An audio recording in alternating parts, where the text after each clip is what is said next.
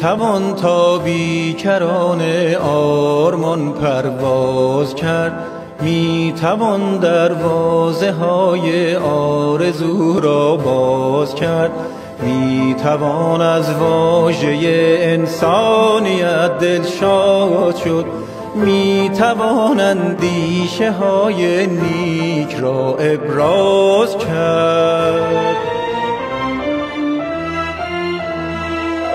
می توان از هر قماشی کسب زیبایی نمود، کار پیغام آوران بی ادعا بزاز کرد. می توان چون طاهره در باب آزادی ستاد، دیو پوشش از رخ ابرشت رویان باز کرد. کودکان گرسنه در این جهان را سیر کرد، می توان درمان بیماری به نام آز کرد. اسب آسایش فرو مانده است از ره، می توان توسن آرامش مقصود را تک تاز کرد. ما ز اسب افتادگانیم ای عزیزان نیز است، می توان ماهیت گم گشته را احراز کرد. جان من از ناتوانی نامیدی دم مزن، می توان شور محبت را به گیتی ساز کرد.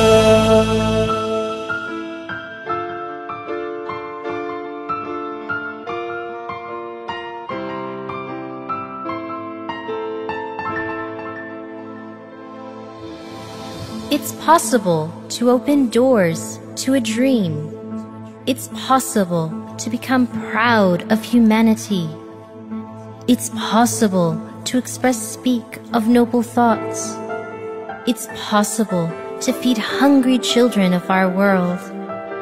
It's possible to find a cure for a disease called greed. It's possible to play the tune of kindness again. It's possible to enlighten humanity by unfiltered knowledge. It's possible to reach deep into the heart.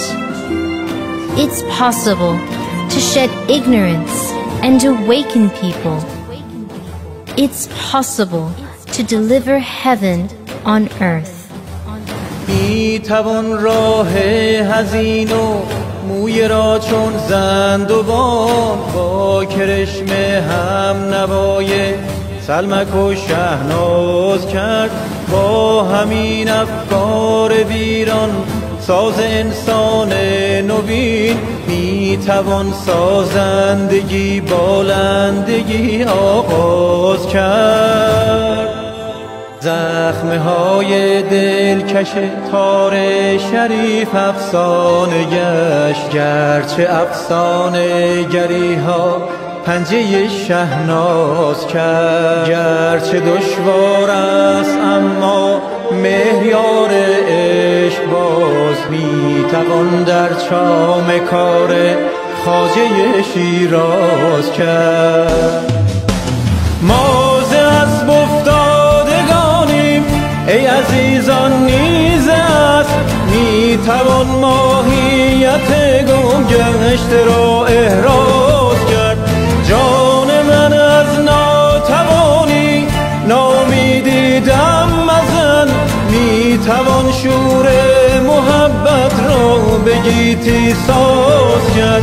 ما ز اسب افتادگانیم ای عزیزان نیز است، می توان ماهیت گم گشته را احراز کرد. جان من از ناتوانی